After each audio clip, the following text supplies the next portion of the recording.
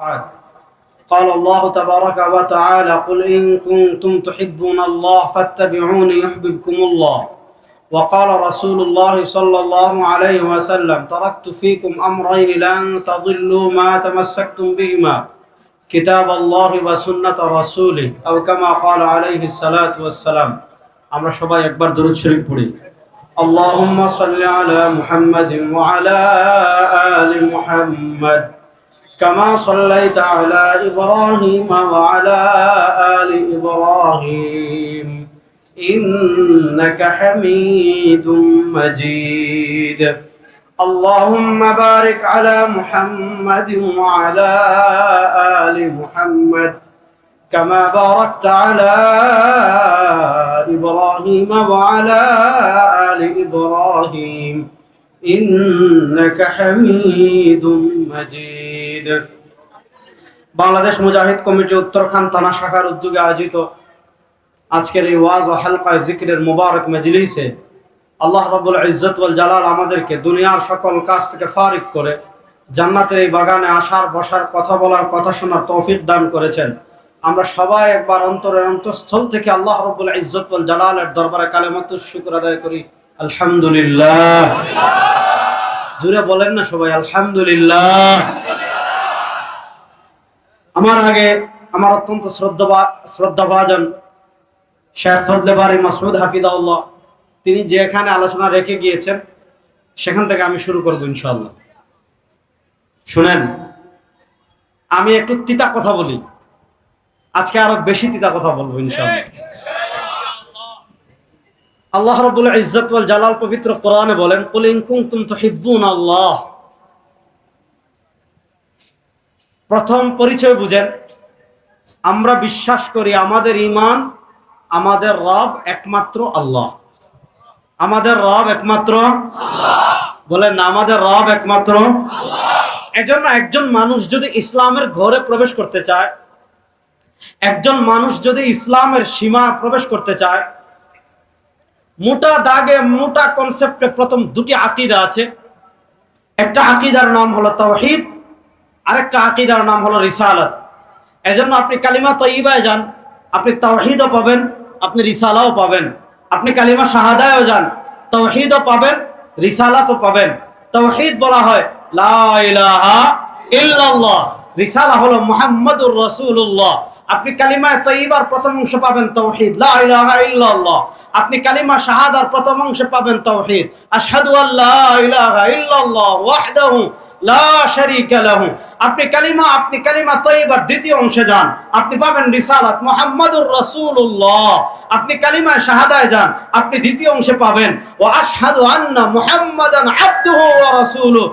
এজন্য নবী করিম সাল্লাল্লাহু আলাইহি ওয়াসাল্লাম শুধু না, আল্লাহ রাব্বুল ইজ্জত ওয়াল জালাল বলেন ওয়া মা আরসালনা মিন ক্বাবলিকা মির রাসূলিন ইল্লা নূহি ইলাইহি আন্নাহু লা ইলাহা ইল্লা আনা ফা'বুদুন।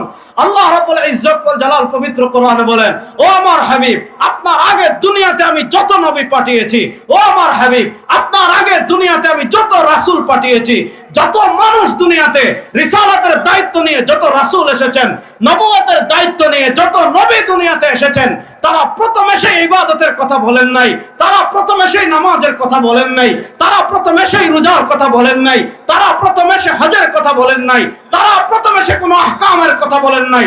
আল্লাহ বলেন যত নবী দুনিয়াতে পাঠিয়েছি, যত রাসূল দুনিয়াতে পাঠিয়েছি, সব নবী এবং রাসূলের প্রথম বার্তা ছিল লা ইলাহা ইল্লাল্লাহ। আল্লাহ আস্তাগফিরুল্লাহ। আপনি তো জয় বাংলা এর চেয়ে আরো বড় বলছেন কয়েকদিন আগে, এখন না আপনার নেত্রী পলাইছে এজন্য আর বলতে পারেন না। আপনারা এমন ব্যক্তিকে নেতা মানেন আপনাদেরকে বিপদে ফেলে ভেগে যায়। আর আমরা সরওয়ারে দু আলমের চেতনায় বিশ্বাস করি, আমার নবী হাসরের মাঠেও আমাদেরকে বলবেন না। কথা বুঝেন, সব নবীদের প্রথম বার্তা ছিল লা ইলাহা ইল্লাল্লাহ। আরে দেন না লা ইলাহা ইল্লাল্লাহ, লা ইলাহা ইল্লাল্লাহ। মানে আমাদের রব একমাত্র আল্লাহ। বলেন আমাদের রব একমাত্র আল্লাহ। সুতরাং আমরা দুনিয়াতে ইবাদত করব একমাত্র কার? আল্লাহ। মাথা নত করবো একমাত্র কার? গোলামি করবো একমাত্র কার?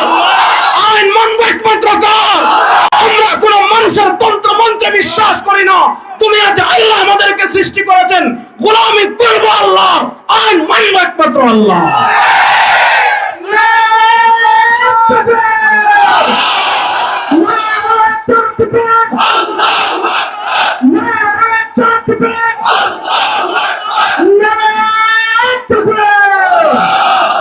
শোনেন, আমরা আজকে ইসলামের ভুল কনসেপ্টে বিশ্বাস করে আছি। কেমনে ভুল কনসেপ্ট? আমাদের নবীর নাম মুহাম্মাদুর রাসূলুল্লাহ, ওয়াল্লাযীনা মাআহু আশিদ্দাউ আলাল কুফফার, আলাম নাশরাহ লাকা সাদরাক ওয়া রাফা'না লাকা যিকরাক, আলাম নাশরাহ লাকা সাদরাক ওয়া ওয়াদা'না আনকা বিজরাক ওয়াদ-দুহা ওয়াল-লাইলি ইযা সাজা। আপনি কোরআনের পাতা খুলবেন, কোরআনের পাতায় পাতায় আল্লাহ তার সরওয়ারে দু আলমের ইজ্জতের বর্ণনা দিয়েছেন, শানের বর্ণনা দিয়েছেন, মাকামের বর্ণনা দিয়েছেন। বর্ণনা দিতে দিতে আল্লাহ এক পর্যায়ে বলেছেন, হাবিব আপনার সম্মান আমি এত বুলন্দ করেছি, ওয়া রাফা'না লাকা যিকরাক, দুনিয়ার কোন মানুষ যদি আপনার প্রশংসা না করে, আপনার সম্মান আমি আল্লাহ বুলন্দ করে দিয়েছি। আমাদের নবী করিম সাল্লাল্লাহু আলাইহি ওয়াসাল্লাম দুনিয়াতে কেন এসেছেন? নবী করিম সাল্লাল্লাহু আলাইহি ওয়াসাল্লাম আপনারা জানেন, আল্লাহ রাব্বুল ইজ্জত ওয়াল জালালের নিজাম ছিল। ইমাম বুখারী রাহমাতুল্লাহ আলাইহি সহিহ বুখারীতে হাদিস এনেছেন, কানাত বানু ইসরাঈল তাসুহুমুল আম্বিয়া কুল্লামা হালাকা নাবিয়্যুন খালাফাহু নাবিয়্যুন। আল্লাহ রাব্বুল ইজ্জত ওয়াল জালালের নিজাম ছিল, কানাত বানু ইসরাঈল তাসুহুমুল আম্বিয়া কুল্লামা হালাকা ইনতাকালা নাবিয়্যুন খালাফাহু নাবিয়্যুন। আল্লাহ একের পর এক নবী মানুষদেরকে হেদায়েতের পথ দেখানোর জন্য একের পর এক নবী পাঠিয়েছেন, একের পর এক রাসূল পাঠিয়েছেন। কুল্লামা হালাকা নাবিয়্যুন, একজন নবী ইন্তেকাল করে দুনিয়া থেকে চলে গিয়েছেন, খালাফাহু নাবিয়্যুন, আল্লাহ তার পিছনে আরেকজন নবী পাঠিয়েছেন, তিনি গিয়েছেন, আরেকজন নবী পাঠিয়েছেন, তিনি গিয়েছেন, আল্লাহ আরেকজন পাঠিয়েছেন। এইভাবে ঈসা আলাইহিস সালাতু ওয়াস সালামের পরে আল্লাহ তার হাবিবকে সর্বশেষ নবী বানিয়ে পাঠিয়েছেন। নবী করিম সাল্লাল্লাহু আলাইহি ওয়াসাল্লামকে আল্লাহ কেন পাঠিয়েছেন? আপনি কোরআনকে জিজ্ঞাসা করেন, ও কোরআন, আল্লাহ তার হাবিবকে দুনিয়াতে কেন পাঠিয়েছেন? তুমি রাসূলে কিবরিয়া দুনিয়াতে আসা লক্ষ্য উদ্দেশ্য আমার কাছে বর্ণনা করো। কোরআন বলবে, হুয়াল্লাযী আরসালা রাসূলাহু বিল হুদা ওয়া দীনিল হাক্কি লিইয়ুযহিরাহু আলাদ দীনি কুল্লি। কোরআন বলবে, শুনো আল্লাহ তার রাসূলকে কেন পাঠিয়েছেন? না, আপনি মাজারে বিশাল ডেক বানিয়ে সিন্নি খাওয়ার জন্য আল্লাহ তার রাসূলকে পাঠান নাই। আল্লাহ তার রাসূলকে দুনিয়াতে কেন পাঠিয়েছেন? হুয়াল্লাযী আরসালা রাসূলাহু বিল হুদা, আল্লাহ তার রাসূলকে দুনিয়াতে পাঠিয়েছেন হেদায়েত দিয়ে, ওয়া দীনিল হাক্কি, আর ইসলাম দিয়ে পাঠিয়েছেন। কেন? লিইয়ুযহিরাহু আলাদ দীনি কুল্লি, মানুষের বানানো তন্ত্র মন্ত্রকে পায়ের তলায় পিষ্ট করে ইসলামকে দুনিয়াতে বিজয় করার জন্য আল্লাহ তার রাসূলকে পাঠিয়েছেন। লিইয়ুযহিরাহু আলাদ দীনি কুল্লি, ইহুদিবাদের উপর বিজয় থাকবে ইসলাম, খ্রিস্টবাদের উপর বিজয় থাকবে ইসলাম, হিন্দুত্ববাদের উপর বিজয় থাকবে ইসলাম, গৌতম বুদ্ধের ধর্মের উপর বিজয় থাকবে ইসলাম, সেকুলারিজমের উপর বিজয় থাকবে ইসলাম, ডেমোক্রেসির উপর বিজয় থাকবে ইসলাম। সব কিছুর উপর বিজয় থাকবে কে?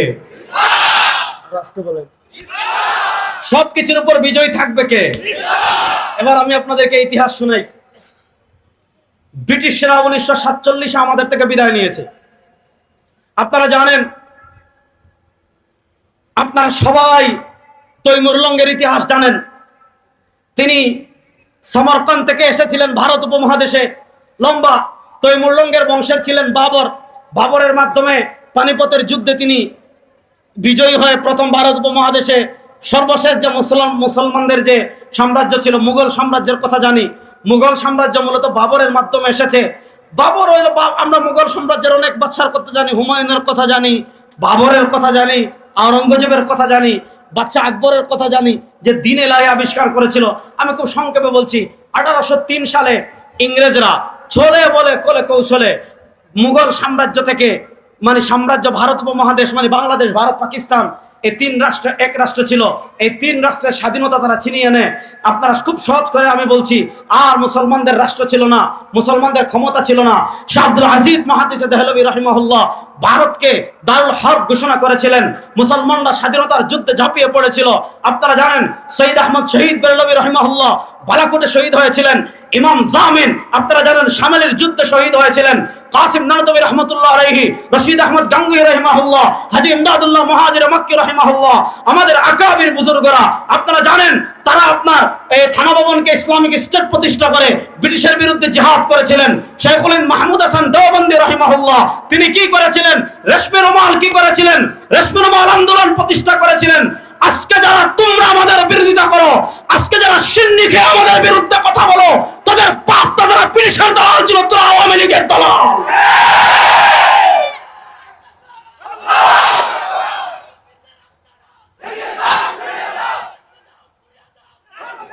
কথা ভালো করে বুঝবেন। আজকে যারা বাংলাদেশে ইসলামের বিরোধিতা করে, আজকে যারা ফ্যাসিস্ট আওয়ামী লীগের দালালি করেছিল, তোমাদেরকে কিন্তু আমাদের চিনা আছে। উল্টা পাল্টা করলে পিঠের চামড়া তুলে ফেলা হবে ইনশাআল্লাহ। তোমরা আমাদের স্বাধীনতা হরণ করেছিলে, আমাদের মুখের জবানের স্বাধীনতা হরণ করেছিলে, আমাদের ইসলামের কথা তোমরা বলতে আমাদেরকে দাও নাই। ওয়াজ মাহফিলে তোমরা আমাদের বিরুদ্ধে বিভিন্ন কথা দিয়েছিলে। আজকে তোমাদের খেলা শেষ হয়ে গিয়েছে, দালালদেরকে এই বাংলাদেশ থেকে বিতাড়ন করা হবে ইনশাআল্লাহ। তোমরা কি পেয়েছো? বাংলাদেশ তোমাদের, বাংলাদেশ আমাদের। আরে বাংলাদেশে আমরা কথা না বললে কে বলবে? বলবে আবরার সাহেব এত বড় গলা কেন? আরে ব্রিটিশদের বিরুদ্ধে জিহাদ করেছে আমাদের বাপ দাদারা। পাকিস্তান প্রতিষ্ঠার নেতৃত্ব দিয়েছে আমাদের বাপ দাদারা।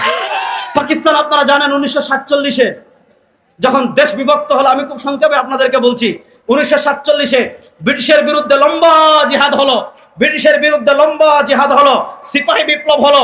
1857 সালে দারুল দেওবন প্রতিষ্ঠা হলো। অনেক ত্যাগ তিতিক্ষার পর 1947-এ ব্রিটিশ যখন চলে গিয়েছিল, মুসলমানদের জন্য আলাদা রাষ্ট্র হয়েছিল, হিন্দুদের জন্য আলাদা রাষ্ট্র হয়েছিল। হিন্দুদের রাষ্ট্র ছিল হিন্দুস্তান, মুসলমানের রাষ্ট্র ছিল পাকিস্তান, মানে পবিত্র স্থান পাকিস্তান। যাক, পাকিস্তান প্রতিষ্ঠা হলো। পাকিস্তান আমাদের অধিকার ছিন্ন করেছিল। 1971-এ বাংলাদেশ হলো। বাংলাদেশের পর 15 বছর ফ্যাসিস্ট হাসিনা ছিল, তাদের থেকে 2024-এর 5 আগস্ট বাংলাদেশ আবার স্বাধীন হয়েছে। কথা ভালো করে বুঝেন। আমি যে জিনিসটা আপনাদেরকে বুঝাতে চাচ্ছি, ব্রিটিশরা তো 1947-এ গিয়েছে, আজকে 2024। ব্রিটিশরা যাওয়ার আগে, এই কথা পুরো আলোচনার মূল কথা এটা ভালো করে বুঝবেন, ব্রিটিশরা যাওয়ার আগে আমাদেরকে কিছু ভ্যাকসিন দিয়ে গিয়েছে। ভ্যাকসিন বুঝেন? করোনা ভাইরাস হয় না 2-3 বছর আগে, 4 বছর আগে? করোনা ভাইরাসের ভ্যাকসিন এখন দেখা যাচ্ছে যারা ভ্যাকসিন নিছে এরা পাগল হয়ে যাচ্ছে। আমি অবশ্য একটাও ভ্যাকসিন নেই নাই, আলহামদুলিল্লাহ। কারণ ইসলামের মাসালায় আছে, রোগের আগে ঔষধ নয়, এটা তাকওয়ার খেলাফ। ওই মাসালায় আমি যাচ্ছি না। আমি যেটা বোঝাতে চাচ্ছি, ব্রিটিশরা যে একটা ভ্যাকসিন নিচ্ছে কি জানেন? ব্রিটিশরা গিয়েছে, যাওয়ার আগে আমাদেরকে কি শিখিয়েছে জানেন? একটা আংশিক ইসলাম দিয়ে গিয়েছে। আগে আগে বুঝেন, আল্লাহ ইসলাম পাঠিয়েছেন, নবীকে পাঠিয়েছেন, প্রসঙ্গে এটা আগে মাথায় বসান। আল্লাহ তার নবীকে পাঠিয়েছেন লিইয়ুযহিরাহু আলা দ্বীনি কুল্লি। মক্কার আবু জাহেলের তন্ত্র মন্ত্রকে পায়ের তলায় পিষ্ট করে ইসলাম বিজয়ী হয়েছে। মদিনায় ইহুদি আব্দুল্লাহ ইবনে উবাই ইবনে সুলুলের তন্ত্র মন্ত্র, ইহুদিবাদের তন্ত্র মন্ত্র পায়ের তলায় পিষ্ট করে ইসলাম বিজয়ী হয়েছে। রোম বলেন, কায়সারা বলেন, বাইজেন্টাইন বলেন, কুস্তুনতুনিয়া কনস্টান্টিনোপল বলেন, দিমাশক বলেন, সিরিয়া বলেন, ইরাক বলেন, মাদাইন বলেন, স্পেন বলেন, ইউরোপ বলেন, সারা দুনিয়া ইসলাম দ্বারা আলোকিত হয়েছে। ওই ইতিহাস গেলে আরেকদিকে ইতিহাস চলে যাবে। তো ব্রিটিশরা যখন গিয়েছে, আমাদেরকে তারা একটা আংশিক ইসলামের ধারণা দিয়ে গিয়েছে। ইসলামের কি তারা আমাদেরকে শিখিয়েছে কি? ইসলাম মানে এক আল্লাহর ওলি মারা গেছেন, বিশাল বড় মাজার করবা, ডেক বসাইবা, বছরে বছরে উরুস দিবা, টাকা আসবা। আমার বাড়ি হলো সিলেট, শাহজালাল মুজাররদ ইয়ামানি রাহিমাহুল্লাহর বিশাল কবর করছে, মানুষ হাজার হাজার হাজার হাজার টাকা দেয়, অথচ উনি বিয়েও করেন নাই, সন্তানও নাই। কারো টাকা দিয়েছে? কথাটা বুঝাইতে পারি নাই। যদি ওনার সন্তান থাকে, বংশ থাকে, তাহলে এনা না খরচ করবে, তুমি কার টাকাটা কারে দিয়েছো? তারা ব্রিটিশরা আমাদেরকে শিখিয়েছে ইসলাম মানে কি? মসজিদে থাকবা। ইসলাম মানে বিশাল উরুস করবা, মহাপবিত্র। আমি বলি মহা গজব। আরে বেটা, কবরে যদি গরু মহিষ দেওয়া জায়েজ হইতো, সাহাবা একরাম নিজের কলিজা মদিনায় দিয়ে দিতেন। তোমার বাপের ইসলাম মানতে হবে না, মদিনার ইসলাম মানতে হবে। আরে বেটা, কবরে যদি বিশাল মহাপবিত্র উরুস করা যায় হয়তো, হযরত আবু বকর সিদ্দিক তার খেলাফত কালে দুনিয়ার সবচেয়ে বড় উরুস করতেন মদিনায়। মাথায় তো আল্লাহ মগজ দিয়েছেন, গোবর তো দেন না, একটু চিন্তা করেন, কথা ভালো করে বুঝেন। ব্রিটিশরা আমাদেরকে কি শিখিয়েছে জানেন? ব্রিটিশরা আমাদেরকে শিখিয়েছে ইসলাম মানি তাবারুক খাইবা, ইসলাম মানি সিন্নি খাইবা, ইসলাম মানি মসজিদে থাকবা, ইসলাম মানি খানকায় থাকবা, বাস এটাই ইসলাম। রাষ্ট্র কাদের? আমাদের। সংবিধান কাদের? আমাদের। আইন কাদের? আমাদের। সংসদ কাদের? আমাদের। ইউনিয়ন পরিষদ কাদের? আমাদের। সিটি কর্পোরেশন কাদের? আমাদের। ইসলাম মানি তো এটাই তো দুই তিন জায়গায়। এই চিন্তা চেতনা আমাদের মধ্যে আছে না নাই? এই চিন্তা চেতনা আমাদের এটা মদিনার ইসলাম না, এটা হলো ব্রিটিশদের ইসলাম। এই ইসলাম আসছে ব্রিটিশ থেকে। আর ইসলাম আমাদেরকে বলে ইসলাম যেমন গড়ে থাকবে, ইসলাম যেমন বাহিরে থাকবে, ইসলাম যেমন মসজিদে থাকবে, সংসদেও তেমন ইসলাম থাকবে, রাষ্ট্রের অর্থনীতিতে তেমন ইসলাম থাকবে, রাষ্ট্রের সব সেক্টরে তেমন ইসলাম থাকবে। এখন এটার প্রয়োজনীয়তা আমরা অনুভব করি না কেন? কারণ আমরা ছোটবেলা থেকে আংশিক ইসলামের ধারণা নিয়ে বড় হয়েছি। এজন্য দেখেন, এজন্য আপনি চিন্তা করেন, আপনার দেশের দিকে আপনি তাকান, আপনার দেশের এক একটা সেক্টর আপনি ধরেন। একটা রাষ্ট্রের প্রাণ ভোমরা হলো ইকতিসাদ, ইকোনমি। একটা রাষ্ট্রের প্রাণ ভোমরা মৌলিক যে কাঠামোর উপর রাষ্ট্র দাঁড়িয়ে থাকে, এটা হলো অর্থনীতি। আচ্ছা বলেন, অর্থনীতি কেমনে চলবে এ ব্যাপারে ইসলামে দীর্ঘ দিক নির্দেশনা আছে না নাই? ব্যাংকিং সিস্টেম কেমনে হবে, ইসলামে দিক নির্দেশনা আছে না নাই? একটা রাষ্ট্রের বাজেট কেমনে হবে, ইসলামের ব্যাপারে দিক নির্দেশনা আছে না নাই? আমরা সব সময় বলি যে বাংলাদেশের বাজেটে আপনারা ঋণ রাখবেন না। আমাদের দেশ তো যে যত বড় দেশপ্রেমিকের স্লোগান দেয়, এটা তত বড় বাটপা। আপনারা দেখেন নাই, একজন পিয়ন সে 400 কোটি টাকা দুর্নীতি করেছে, হেলিকপ্টার ছাড়া সে চড়ে না। আপনারা দেখেছেন এক একটা প্রকল্প থেকে কত হাজার কোটি টাকা লুপাট করা হয়েছে। সব মুক্তিযুদ্ধের চেতনা। আপনি ব্যাংক ডাকাতি করবেন, মুক্তিযুদ্ধের চেতনা। হ্যাঁ, আপনি কি করবেন? আপনি ব্যাংক ডাকাতি করবেন, আপনি বিদেশের টাকা পাচার করবেন, মুক্তিযুদ্ধের চেতনা। আপনি বিদ্যুতের দুর্নীতি করবেন, মুক্তিযুদ্ধের চেতনা। আপনি শেয়ার বাজার লুট করবেন, মুক্তিযুদ্ধের চেতনা। আপনি মানুষের জমি দখল করবেন, মুক্তিযুদ্ধের চেতনা। আপনি যাই করবেন, বাস ওই যে কাফেরেরা সবার উপর লাত মানাত উজ্জার কি করত, লেভেল লাগিয়ে সব কাজ করত। বাংলাদেশের চিটার বাটপাররা মুক্তিযুদ্ধের চেতনা নামে ভারতের গোলামি করেছে।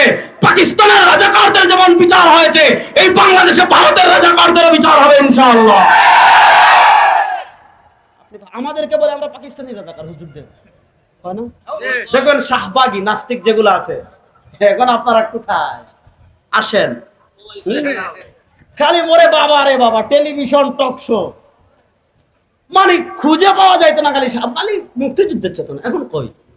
আপনারা শুনেন, তারা আলেমদেরকে কি বলে? পাকিস্তানি রাজাকার। আচ্ছা আপনারা দেখেছেন, আপনারা ছোটবেলা থেকে নিয়ে পর্যন্ত আপনারা কখনো দেখেছেন কোন আলেম পাকিস্তান গিয়েছে?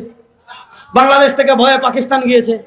তাহলে এবার আপনারা দেখেন, কোন আলেম, কোন ইসলাম প্রিয় মানুষ কখনো পাকিস্তান যায় নাই। তারপরেও এদেরকে যারা পাকিস্তানি রাজাকার বলে, তাদেরকে বলো তোমাদের আপা কোথায় ভাগছে? তাহলে তোমরা হলে ভারতীয় রাজাকার। ভারতীয় রাজাকারদের বিচার হবে, এটা আমরা চান কি চান না? আধিপত্যবাদী ভারতের শিকড়ে বাংলাদেশ থেকে ছিন্ন করে মুসলমানের বাংলাদেশ নিজের পায়ে দাঁড়াক, এটা আপনারা চান কি চান না? সুতরাং ভারতের কোন দালালদের সাথে এই দেশপ্রেমিক জনতা কখনো আপোষ করবে না ইনশাআল্লাহ। সতর্ক থাকবেন। এখন ভারতের দালালরা কখনো আসবে আনসার লীগ নামে, কখনো আনসারের নামে আসে, কখনো ডাক্তারের নামে আসে, কখনো এটার নামে আসে, কখনো ওইটার নামে আসবে। বাংলাদেশে যারা ভারতের দালালি করবে, ফ্যাসিস্ট আওয়ামী লীগ স্বৈরাচারের দালালি করবে, এই দেশের মানুষ তাদের উচিত জবাব দিবে ইনশাআল্লাহ। এগুলা বললে অনেক দুঃখের কথা। আমি যেটা আপনাদেরকে মূল কথায় আসি, ব্রিটিশরা আমাদেরকে শিখিয়েছে অর্থনীতিতে ইসলামের দরকার নাই, আইন আদালতে ইসলামের দরকার নাই, সংবিধানে ইসলামের দরকার নাই। এজন্য আমরা বাস মাজারে বড় করে উরুস করতে পারলে আমরা খুশি হয়ে যাই, একবার তাবারুক খেতে পারলে আমরা খুশি হয়ে যাই। আমরা মনে করি আমার এখানেই তো হচ্ছে, ইসলাম সংসদে দরকার নাই। ও মুসলমান, প্রকৃত শান্তি সেই দিন পাবেন যেদিন সংসদেও ইসলামের আলোকে পরিচালিত হবে। যেদিন গোটা বাংলাদেশ পরিচালিত হবে কোরআন দ্বারা, ওই দিনই সোনার বাংলাদেশ হবে। এর আগে সোনার বাংলাদেশ হওয়া কখনো সম্ভব। এবার একটা পয়েন্ট পয়েন্ট ধরে আমি আপনাদেরকে বুঝাই। আসেন অর্থনীতি। অর্থনীতি নিয়ে আপনি দেখেন, অর্থনীতি একটা আমাদের বাংলাদেশের, আপনি কথা বলেন, আমাদের বাংলাদেশের অর্থনীতির স্তম্ভ হলো দুইটা। একটা হলো আপনি মনে করেন যেটাকে আমরা বলি বিদেশ থেকে আসে রেমিটেন্স, আরেকটা আমরা বলি যে গার্মেন্টস শিল্প, আমাদের ব্যবসা বাণিজ্য যেটা, এটা হলো আমাদের রাষ্ট্রের অন্যতম খাত। আপনি দেখেন এই রেমিটেন্স খাতে কত দুর্নীতি। আমাদের দেশের অধিকাংশ টাকা আসে হুন্ডির মাধ্যমে। কেন? মানুষ এই দেশকে ভালোবাসে না। কারণ এই প্রবাসীরা যখন এয়ারপোর্ট আসে তাদেরকে কি পরিমাণ হয়রানি করা হয় আপনারা জানেন। যদি রেমিটেন্স প্রবাসীরা ঠিক মতো দেয়, বাংলাদেশ ঘুরে দাঁড়াতে 1 বছরও লাগবে না। এবার বুঝেন অর্থনীতি ইসলামে আছে। ইসলামের অর্থনীতি কত সুন্দর, ইসলামের ইকতিসাদ কত সুন্দর। আজকে দেখেন আমাদের দেশে ইসলামী অর্থনীতি না থাকার কারণে এক একজন পিয়ন 250 কোটি, এই 400 কোটি টাকা, এটা তো বলছে, বাস্তবতা কত হাজার কোটি টাকা, হাজার হাজার হাজার হাজার কোটি টাকা লুপাট হয়ে যাচ্ছে। রাষ্ট্রের মনে হয় কোনো অভিভাবক নাই, সরকারি সম্পত্তির মনে হয় কোনো অভিভাবক নাই, সরকারি মালের মনে হয় কোনো অভিভাবক নাই। একটা দেশের অর্থনীতি যদি ইসলামের আলোকে পরিচালিত হয়, সেই দেশের অর্থনীতি কতটা শক্তিশালী হয় এটা বোঝার জন্য আপনাকে মদিনায় যেতে হবে না। এটাকে বোঝার জন্য আপনি সিদ্দিকে আকবরের খেলাফতে যাওয়া লাগবে না, উমর ইবনুল খাত্তাবের কাছে যাওয়া লাগবে না, আপনি হযরত মুআবিয়ার কাছে যাওয়া লাগবে না, আপনি উসমানী খলিফাদের কাছে যাওয়া লাগবে না, আপনি আব্বাসী খলিফাদের কাছে যাওয়া লাগবে না। একটা দেশের অর্থনীতির ভিত্তি যদি ইসলাম হয়, সেই দেশ কতটুকু এগিয়ে যায় এটা প্রমাণ বোঝার জন্য আপনার পার্শ্ববর্তী আফগানিস্তানের দিকে তাকানোই যথেষ্ট। আপনি চিন্তা করেন, বিশ্ব ব্যাংক তাদেরকে স্ট্রাইক দিয়েছে। কথা ভালো করে বুঝবেন যুবকরা, আমাদের বাংলাদেশকে যদি আমেরিকা, তো আমরা শুনছিলাম স্যাংশন দিছে কিনা জানি না। আমেরিকা যদি মনে করেন আমাদের বাংলাদেশের গার্মেন্টস শিল্পের স্যাংশন দেয়, কাতার যদি বলে বাংলাদেশে তেল দিব না, ইন্ডিয়া যদি বলে বাংলাদেশে মনে করেন এই দিব না, যদি বিভিন্ন রাষ্ট্র আমাদের দেশের স্যাংশন দেয়, তাহলে বাংলাদেশের লাল বাতি জ্বলতে 1 মাস লাগবে। লাল বাতি জ্বলতে কয়দিন লাগবে? 1 মাস। আপনি দেখেন আফগানিস্তান এমন একটা রাষ্ট্র, এরা 20 বছর পৃথিবীর সবচেয়ে সুপার পাওয়ার বলা হয় আমেরিকা, তাদের সাথে যুদ্ধ করেছে। তারা 20 বছর যুদ্ধ করে বিজয়ী হয়েছে। বিশ্বব্যাংক তাদের যে টাকা আছে, বিশ্বব্যাংকের রিজার্ভ, এটা আটকে দিয়েছে। পৃথিবীর কোন রাষ্ট্র এখনো তাদের স্বীকৃতি দেয় নাই। পৃথিবীর কেউ বৈধ পন্থায় তাদের সাথে লেনদেন করে নাই। কিন্তু আমরা বিশ্বাস করি, আমাদের ঈমান হলো সুপার পাওয়ার আমেরিকাও না, সুপার পাওয়ার রাশিয়াও না, আমরা বিশ্বাস করি সুপার পাওয়ার একমাত্র আল্লাহ। বলেন সুপার পাওয়ার একমাত্র আল্লাহ। আল্লাহ নাম আসতে বলুন। আর যদি বলেন আল্লাহ দিন আমার জাবিদের মতো মনে হয় যে না, আল্লাহ নাম জুড়ে বলা যাবে না, দলিল লাগলে আমার কাছে আইসেন, আমি দলিল দিয়ে কবর দিয়ে দিব ইনশাআল্লাহ। বলেন আমরা বিশ্বাস করি সুপার পাওয়ার একমাত্র আল্লাহ। আর আসতে বলেন আমরা বিশ্বাস করি সুপার পাওয়ার একমাত্র আল্লাহ। আমরা বিশ্বাস করি সুপার পাওয়ার আল্লাহ। এজন্য আমেরিকা 20 বছরেও আফগানিস্তানের মুজাহিদদেরকে পরাজিত করতে পারে নাই। আপনি দেখেন আফগানিস্তানের অর্থনীতি ঘুরে দাঁড়িয়েছে। আফগানিস্তান যেভাবে এগিয়ে যাচ্ছে, পৃথিবীর মিডিয়া নিউজ করছে যারা আগামী পৃথিবীর পরাশক্তি হবে। সুবহানাল্লাহ পড়েন, আলহামদুলিল্লাহ পড়েন। তাহলে আফগানিস্তানের ইসলামের আফগানিস্তান ইমারতে ইসলামিয়া যদি এগিয়ে যায়, ও বাংলাদেশের মুসলমান, আপনাদের বিবেকের উপর আঘাত করে আমি বলে যাই, 52 বছর থেকে আপনারা বিভিন্ন শাসকের হাতে শোষিত হয়েছেন। আপনার অধিকার আপনি পাননি, আপনার কোন অধিকার আপনি পূর্ণভাবে লাভ করতে পারেননি। আমি আল্লাহর নামে কসম করে আপনাদেরকে বলে যাই, যদি পূর্ণ অধিকার ফিরে পেতে চান, একটা জিনিস আছে আপনাকে পূর্ণ অধিকার দিতে পারে, ওই জিনিসের নাম হলো ইসলাম। বলেন ওই জিনিসের নাম হলো ইসলাম। সুতরাং ইসলাম প্রতিষ্ঠার জন্য আল্লাহ তার রাসূলকে পাঠিয়েছেন, লিইয়ুযহিরাহু আলাদ দীনি কুল্লি। যে নবী আল্লাহর জমিনে আল্লাহর ইসলাম প্রতিষ্ঠা করার জন্য রক্ত ঝরিয়েছেন, দণ্ডান শহীদ করেছেন, ওই ইসলাম প্রতিষ্ঠার জন্য বাংলাদেশে আমরা গাম জ্বালানোর জন্য প্রস্তুত আছি না নয়? কারা কারা আছেন দেখে একটু হাত তোলেন তো। বাংলাদেশে ইসলামকে বিজয় করার জন্য ঘাম ঝরানোর জন্য প্রস্তুত আছি না নয়?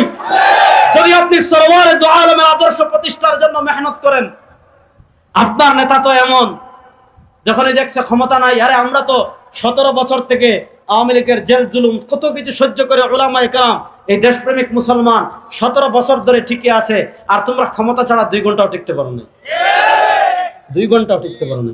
তাহলে আমি যে বিষয়টা আপনাদেরকে বলবো এটা শুনেন। আপনারা এমন ব্যক্তিকে নেতা মানেন, এমন মহিলাকে নেতা মানেন, আপনাদেরকে বিপদে ফেলে যে হেলিকপ্টারে নিরাপদে ভেগে যায়। আর সরওয়ারে দু আলম সাল্লাল্লাহু আলাইহি ওয়াসাল্লাম, মানে আর কয় মিনিট আছে এটা বলেন? ও তো বহু সময় আছে, এখন 13 মিনিটে কত কথা বলা যায়। শুনেন, আপনি যদি সরওয়ারে দু আলম সাল্লাল্লাহু আলাইহি ওয়াসাল্লামের আদর্শ মানেন, আপনি যদি সরওয়ারে দু আলম সাল্লাল্লাহু আলাইহি ওয়াসাল্লামের ইজ্জত, সরওয়ারে দু আলমের আদর্শ বাস্তবায়নের মেহনত করেন, সহিহ বুখারীতে ইমাম বুখারী রাহমাতুল্লাহ আলাইহি হাদিস এনেছেন।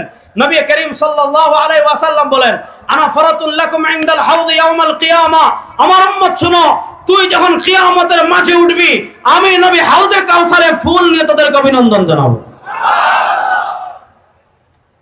সুবহানাল্লাহ বলেন না জোরে? এক সাহাবীর মনে প্রশ্ন জাগছে, নবী করিম সাল্লাল্লাহু আলাইহি ওয়াসাল্লাম যখন বললেন কিয়ামতের দিন হাউজে কাউসারে আমি তোমাদের অপেক্ষা করতে থাকবো, এক সাহাবী জিজ্ঞাসা করলেন, ইয়া রাসূলুল্লাহ, হাসরের মাঠে তো শুধু আপনার উম্মাহ উঠবে না, আবু বকরের এই হযরত মুসার উম্মাহ উঠবে, ঈসার উম্মাহ উঠবে, নূহের উম্মাহ উঠবে, সব মানুষ তো কিয়ামতের মাঠে উঠবে।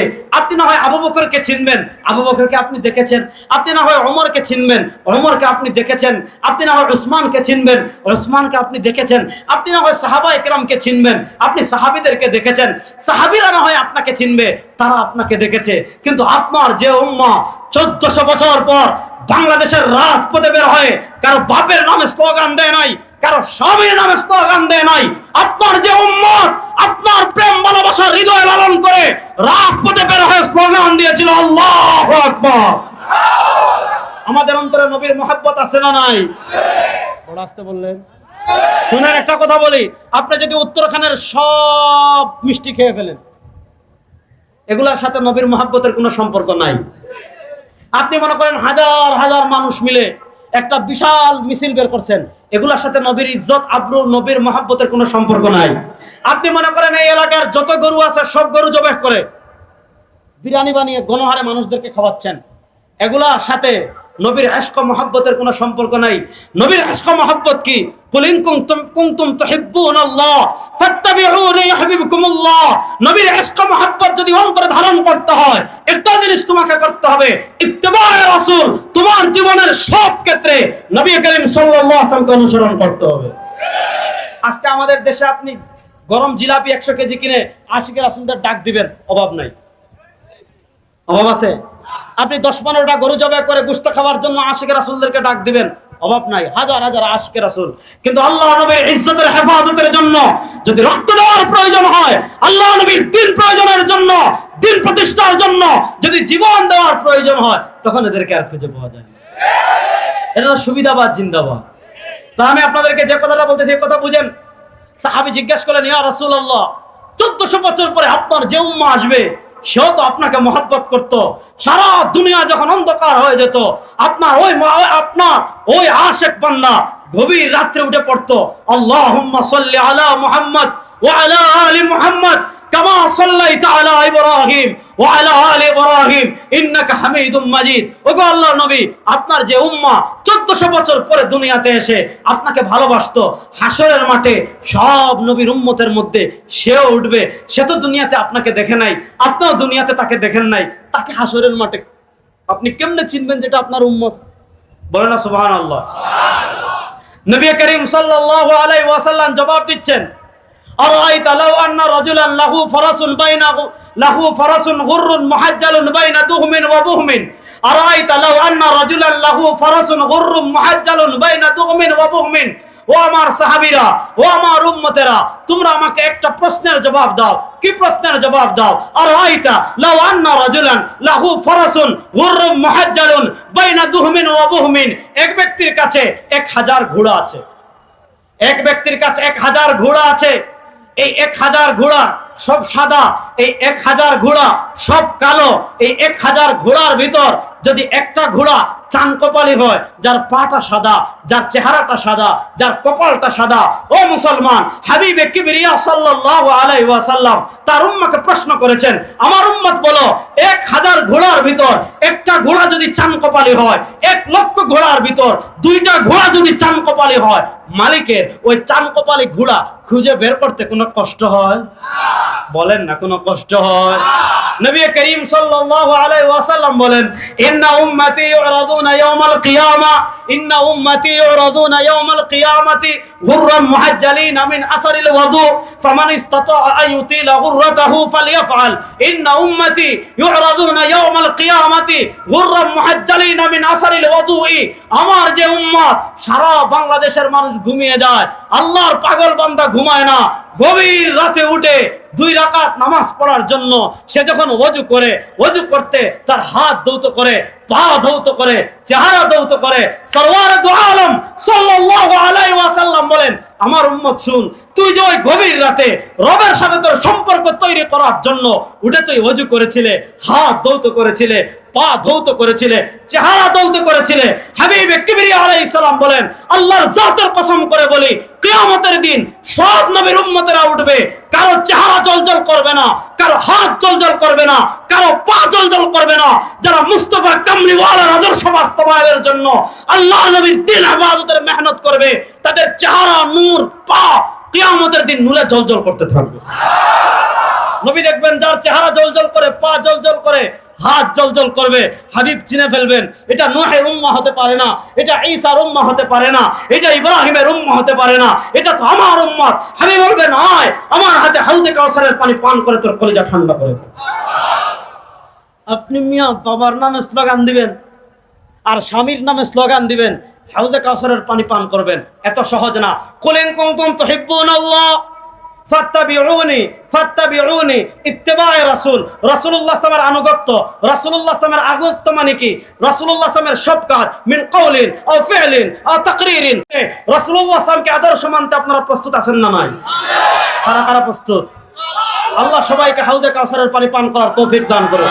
শেষ কথা বলে যাই, কুল ইন কুনতুম তুহিব্বুনাল্লাহ ফাত্তাবিউনি, শিরোনাম দিয়েছিলাম ইত্তিবায়ে রাসূল। আমার ঘরে যেমন রাসূলুল্লাহ সাল্লামের আনুগত্য করা লাগবে, আমার ব্যবসা বাণিজ্য করা লাগবে না। আর আসতে বলেন, আমাদের দেশে দেখেন নাই, একজনের বিশাল দরবেশ বাবা ছিল, দেখছেন নি? ওরে বাবা রে বাবা, উনি আমাদেরকে সহিহ হাদিস শিখায়, সহিহ হাদিস। দেখছেন না দরবেশ বাবার কারবার দাড়ি কেটে ফেলছে। এরা যদি ইসলাম থাকতো, বুঝছেন? যা কই আলোচনায় যাচ্ছি না, তাহলে বলেন ব্যবসা বাণিজ্যে রাসূলুল্লাহ সাল্লাল্লাহু আলাইহি ওয়াসাল্লাম আনুগত্য করা লাগবে কি লাগবে না? অর্থনীতিতে লাগবে নি? রাজনীতিতে তো আর লাগবে না। না, রাজনীতিটা ইসলামের অংশ না। আর আসতে বলেন, ইসলামের রাজনীতি আছে না নাই? ইসলামের রাজনীতি আমার একটা ইউটিউবে লেকচার আছে, এটা শুনবেন, 1 ঘন্টার অধিক লেকচার আছে, সেদিকে আমি যাচ্ছি না। তাহলে সর্বক্ষেত্রে রাসূলুল্লাহ সাল্লামকে যদি আনুগত্য করা লাগে, রাজনীতিতে রাসূলের আদর্শ বাস্তবায়ন করার জন্য, ও উত্তরাখণ্ডের যুবকরা, আমি আপনাদেরকে বলে যাই, কিয়ামতের দিন রাসূলের হাতে হাউজে কাউসারের পানি পান করার জন্য আজ থেকে মানুষের তন্ত্র মন্ত্র বাদ দিয়ে আল্লাহর জমিনে আল্লাহর দ্বীন প্রতিষ্ঠার জন্য, রাসূলের আদর্শ বাস্তবায়নের জন্য মেহনত করার জন্য কারা কারা রাজি আছেন দেখে একটু হাত তুলে দেখান। সবাই রাজি আছি তো ইনশাআল্লাহ? সবাই রাজি আছি তো ইনশাআল্লাহ? আল্লাহ রাব্বুল ইজ্জত ওয়াল জালাল আমাদের সবাইকে মৃত্যু পর্যন্ত জীবনের সব ক্ষেত্রে, আবারও বলছি, জীবনের সব ক্ষেত্রে রাসূলুল্লাহ সাল্লাল্লাহু আলাইহি আনুগত্য করার তৌফিক দান করুন। আমিন। ইন আসাবতু ফামিনাল্লাহ ওয়া ইন আখতাতু ফামিন্নি ওয়া মিনাশ শাইতান। মুজাহিদ কমিটির মাহফিলে আইলে আমি তো কাছের মানুষ, ছোট মানুষ, সব সময় আমার ঠকায়, এই সময় কম দেয়। আসসালামু আলাইকুম ওয়া রাহমাতুল্লাহি ওয়া বারাকাতুহু।